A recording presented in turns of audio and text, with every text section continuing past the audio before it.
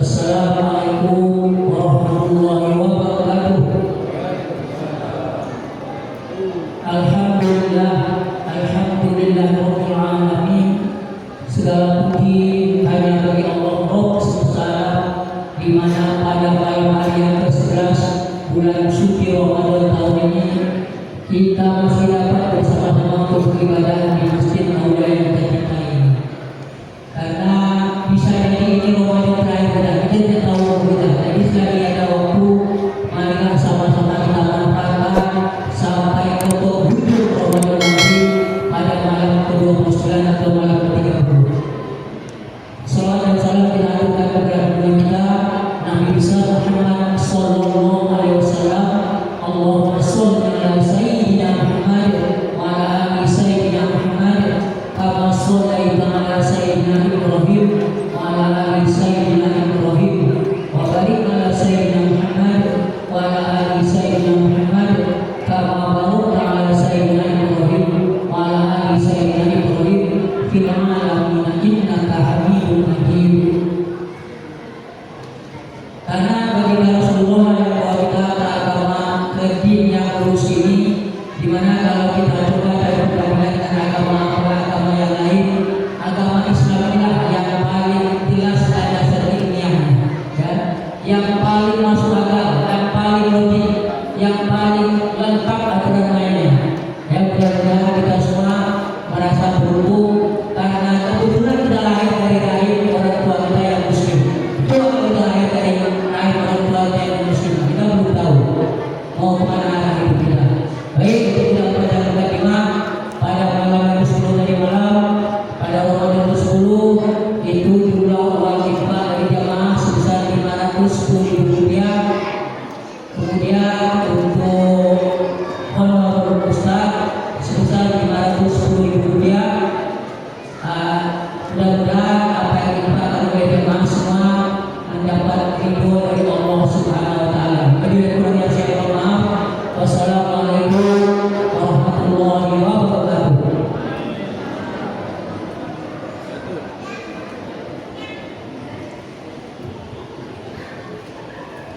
Terima kasih pada pembagian yang telah membangun Ramadan pada malam hari ini. Acara selanjutnya adalah ceramah Ramadan yang akan disampaikan oleh Ustaz Muhammad Hidayat kepada Ustaz Romi dan tempat kami persilakan.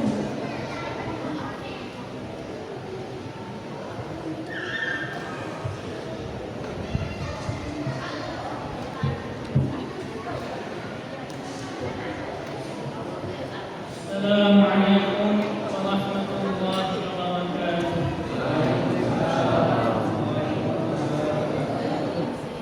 Alhamdulillahirabbil alamin. Alhamdulillahilladzi bi ni'matihi tatimmu shalihat wa bi dzikrihi tatanazzalu khairat wal barakat wa bi tawfiqihi tatahaqqaqu al maqasid wal ghayat. الذي هدانا لهذا وما كنا لنهتدي لولا أن هدانا الله. أشهد أن لا إله إلا الله وحده لا شريك له وأشهد أن محمدا عبده ورسوله لا نبي بعده. اللهم صل على سيدنا محمد وعلى آل سيدنا محمد. طبتم وطاب ممشاكم وتبوأتم من الجنة منزلا. Bersyukur kita kepada Allah Subhanahu wa taala dengan mengucapkan alhamdulillah rabbil alamin. Dan bersolat kepada Nabi besar Muhammad sallallahu alaihi wasallam dengan mengucapkan Allahumma shalli ala sayyidina Muhammad wa ala ali sayyidina Muhammad. Alhamdulillah. Bersyukur kita kepada Allah pada malam hari ini kita masuk ke malam yang ke-11. Artinya sudah 10 hari Ramadan kita lalui. Artinya sudah sepertiga Ramadan kita lalui.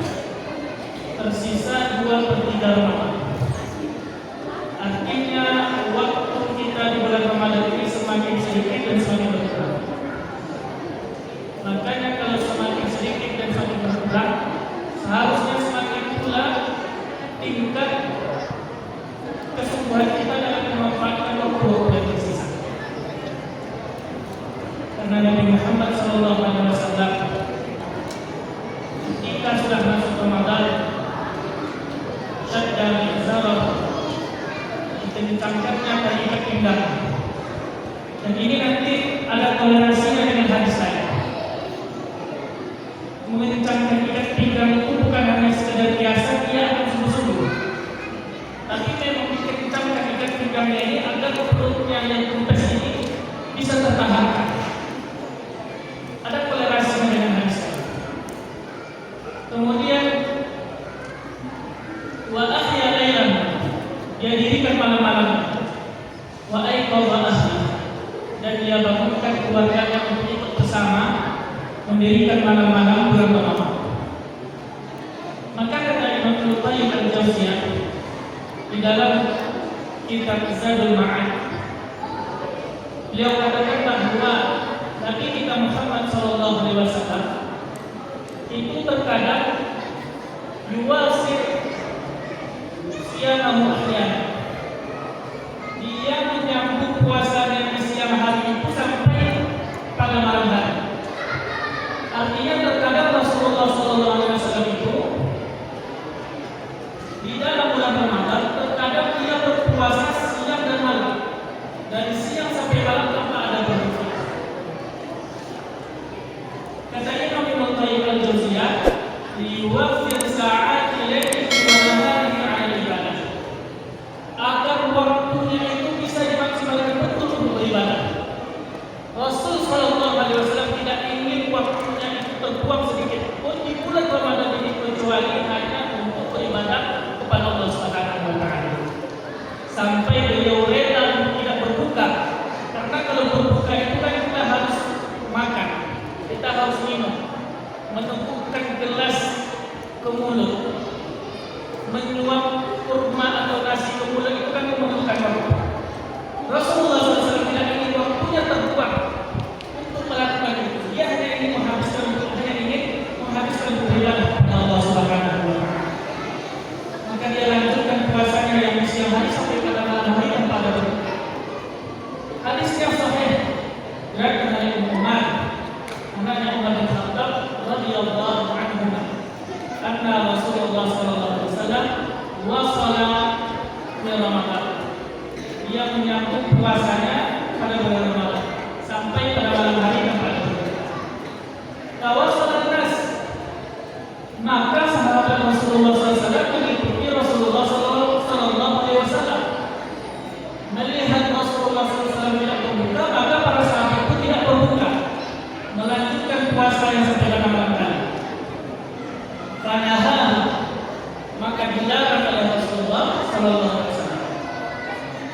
Maka para sahabat dilarang oleh Rasulullah untuk tidak berbuka. Artinya ketika sudah waktu berbuka, para sahabat juga harus berbuka. Begitu juga kita umat.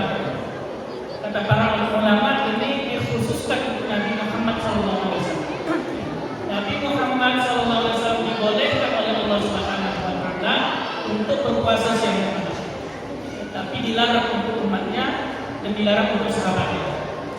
Maka ketika itu dilarang para sahabat oleh Rasulullah SAW, maka sahabat yang memiliki semangat ibadah yang tinggi juga instruksi kepada Rasulullah SAW, ila anta tuwasila Rasulullah. Mereka mengatakan kepada Rasulullah, engkau menyambut puasamu dari pagi sampai pada malam hari, wahai Rasulullah. Maka Rasulullah SAW bersabda, lastu mithlukum, aku ini tidak seperti kalian, aku berbeda dari kalian. Inni ut'ima wa usqa, sesungguhnya aku ini diberikan makan dan diberikan minum oleh Allah Subhanahu wa taala. Kata Imam Ibnu Qayyim al-Jauziyah, makna diberikan makan dan diberikan minum oleh Allah Subhanahu wa taala itu ada dua. Ada ulama berpendapat bahwasanya memang benar Allah yang menurunkan makan atau langsung memasukkan ke dalam perut Rasulullah sehingga Rasulullah tetap merasa kenyang, sebagaimana Allah menurunkan makan kepada Sayyidah Maryam, sebagaimana Allah menurunkan makanan kepada Nabi Musa alaihissalam, karena mereka adalah nabi, maka itu mungkin bagi mereka. Makna yang kedua kata para ulama, maknanya adalah ma yuwazzihillahu bihi min ma'arif, makanan berupa ma'rifatullah subhanahu wa ta'ala, ma yufidu bihi min lazzatil munajah, makanan berupa kenikmatan munajat kepada Allah subhanahu wa ta'ala, makanan berupa na'imu bihubbihi wa syauqi ilaihi, makanan berupa kecintaan dan kerinduan yang mendalam kepada Allah subhanahu wa ta'ala. Dengan makanan itulah sebenarnya Rasulullah SAW itu kenyang. Karena kata Imam Ibnu Qayyim al-Jauziyah, ibadah, munajat, menghambakan diri kepada Allah subhanahu wa ta'ala itu adalah makanan liruhi wal qalbi, makanan bagi ruh dan hati. Bahkan makanan ruh dan hati ini terkadang dia lebih penting dan lebih utama daripada makanan yang berupa materi atau makanan jasad. Maka tidak jarang makanan qalbi ini atau makanan ruh ini terkadang bisa menggantikan makanan materi. Bagi sebagian orang yang makan ibadahnya sekali, yang sudah terasa sama mereka kelezatan dan kenikmatan ibadah itu makanan materi atau makanan jasad itu tidak lain tidak bukan hanya sekedar syarat saja. Karena yang melakukan itu bukan hanya Rasulullah SAW. Kalau Rasulullah SAW kita angkat tangan, nah memang beliau adalah seorang nabi. Tetapi warasatul anbiya, pewarisnya para nabi yaitu para ulama ternyata juga begitu. Di antaranya Imam An-Nawawi. Imam An-Nawawi itu seumur hidupnya makan itu hanya satu kali dalam sehari, yaitu di waktu malam setelah salat Isya. Dan makan malam setelah salat Isya itu sekaligus makan dia berbuka. Artinya pada siang harinya dia setiap hari berpuasa. Kenapa? Karena makanannya setiap hari sudah dipenuhi dengan makanan ruh dan makanan qalbi. Sudah dipenuhi oleh kelezatan ibadah, sudah dipenuhi oleh kenikmatan munajat, sudah dipenuhi dengan kenikmatan kecintaan dan kerinduan kepada Allah Subhanahu wa ta'ala. Maka sudah tidak terasa lagi lapar, sudah tidak terasa lagi haus. Maka tidak lain dan tidak bukan makanan itu hanya sebagai syarat untuk memenuhi kebutuhan hidupnya saja. Maka kenapa kita diperintah oleh Allah Subhanahu wa ta'ala untuk meningkatkan amal dan ibadah? Di satu sisi kita menahan rasa lapar dan haus. Kita disuruh membaca Al-Quran, kita disuruh berzikir, kita disuruh sholat 5 waktu di masjid tepat waktu, kita disuruh untuk melakukan kebaikan-kebaikan lainnya, bahkan diwujud dan diraih oleh Allah Subhanahu wa ta'ala dengan pahala yang tiada batasnya. Dalam hadis Nabi Muhammad SAW, kullu amali bani Adam lah, setiap amal anak cucu Adam itu kembali untuk dirinya sendiri. Al-hasanah bi asyri amsalihha, setiap satu kebaikan yang kita lakukan itu akan dibalas oleh Allah Subhanahu wa ta'ala dengan 10 kebaikan. Ila sab'ati ati'in. Kemudian 10 kebaikan itu akan dilipat gandakan lagi oleh Allah Subhanahu wa ta'ala sebanyak 700 kali. Illa siyam fa innahu li wa ana ajzi. Kecuali puasa, sesungguhnya puasa itu untuk aku, kata Allah, dan aku yang akan memberikan ganjaran. Di dalam amal yang lain Allah sebutkan angka pahala yang diberikan, bahkan kelipatannya berapa Allah sebutkan angkanya. Tetapi dalam ibadah puasa Allah tidak sebutkan angkanya, tetapi Allah sebutkan aku yang akan memberikan balasan.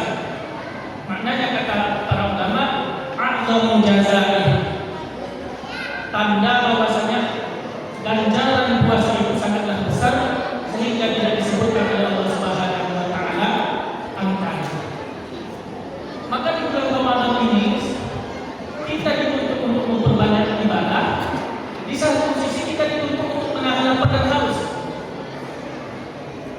ternyata di antara rahasianya adalah dengan lapar dan haus itulah kita bisa menguji kualitas ibadah kita.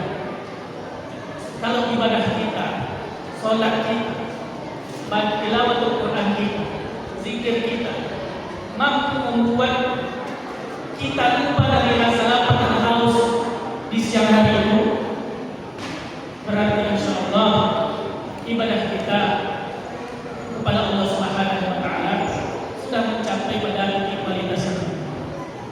Tetapi kalau ibadah kita di siang hari itu masih dilalaikan dengan rasa lapar dan haus, bahkan ketika berbuka dibalas dengan membeli ini dan membeli itu, kemudian tidak habis pula, kemudian mubazir pula, berarti ibadah kita masih bertanya kepada Allah Subhanahu wa Ta'ala. Berarti ibadah kita belum sampai kepada titik kualitas yang tinggi. Makanya Allah Subhanahu wa Ta'ala Allah perintahkan kita untuk beribadah. Di satu sisi Allah perintahkan pula kita untuk menahan rasa lapar. Salah satu hikmahnya agar kita bisa mengukur kualitas ibadah kita. Cara mengukurnya, salah satu cara mengukurnya dengan itu tadi. Bisakah ibadah kita itu mampu membuat kita lupa dari rasa lapar, dari rasa haus yang kita rasakan pada saat ini. Kaum muslimin wal muslimat rahimani wa rahimakumullah. Maka dari hadis tadi Nabi Muhammad SAW tidak menyuruh kita untuk berpuasa siang dan malam. Bahkan sudah jelas di dalam hadisnya Rasul katakan dilarang bagi sahabatnya, maka otomatis sudah dilarang juga bagi kita. Tetapi yang ingin dilakukan itu bagaimana dalam ibadah ini kita mampu betul-betul merasakan kelezatan dalam menghambakan diri kepada Allah Subhanahu wa Ta'ala. Apabila seorang hamba sudah mampu merasakan kelezatan sebuah ibadah, sudah mampu merasakan manisnya bersujud kepada Allah Subhanahu wa Ta'ala, sudah mampu merasakan kenikmatan dalamnya rasa cinta dan kerinduan kepada Allah Subhanahu wa Ta'ala, maka ibadah itu bukan hanya sekedar kewajiban, bukan hanya sekedar taklif atau beban yang diberikan oleh Allah Subhanahu wa Ta'ala. Kalau kita sudah merasakan itu, maka ibadah itu akan menjadi kebutuhan kita, akan menjadi kebutuhan hidup kita, sebagaimana nasi yang kita makan dan sebagaimana pula air yang kita minum. Bahkan lebih daripada nasi yang kita makan dan lebih pula daripada air yang kita minum. Mudah-mudahan di sisa-sisa waktu Ramadan ini kita bisa memanfaatkan Ramadan ini dengan sebaik-baiknya, baik pada siang harinya ataupun pada malam harinya. Karena yang harus kita pahami kita, Ramadan itu bukan hanya siang hari, tetapi Ramadan juga ada pada malam hari. Banyak orang mengira Ramadan itu hanya pada siang hari, sehingga dia berpuasa pada siang hari, pada malam harinya dia nongkrong di kafe. Coba kita lihat di jalan raya Ahmad itu semua kafe penuh. Karena mereka hanya mengira Ramadan itu hanya pada siang hari. Padahal Ramadan itu kata Rasulullah SAW bukan hanya siang hari, tapi juga ada pada malam hari. Makanya redaksi hadisnya Rasulullah SAW buat 2 kali. Kata Nabi Muhammad SAW, "Man shoma Ramadhana imanan wa ihtisaban, ghufira lahu ma taqaddama min dhanbi." Barang siapa yang berpuasa di siang hari Ramadan dengan keyakinan kepada Allah dan mengharapkan ganjaran dari Allah Subhanahu wa Ta'ala, ghufira lahu ma taqaddama min dhanbi. Wa man qama Ramadhana imanan wa ihtisaban, ghufira lahu ma taqaddama min dhanbi. Dan barang siapa pula yang mendirikan malam-malam Ramadan itu dengan keyakinan kepada Allah dan mengharapkan ganjaran dari Allah Subhanahu wa Ta'ala, ghufira lahu ma taqaddama min dhanbi. Maka Allah ampuni pula dosa-dosa yang telah. Maka Ramadan itu bukan hanya siang hari, tetapi Ramadan juga ada pada malam hari. Di siang harinya ibadah khususnya adalah puasa, di malam harinya hari pada khususnya adalah qiyamul lail. Bisa ditambah dengan tilawatul Quran, bisa ditambah dengan istighfar sampai pada khusus. Itulah Ramadan. Aku lupa hadza, astagfirullah li wa lakum, subhanallah.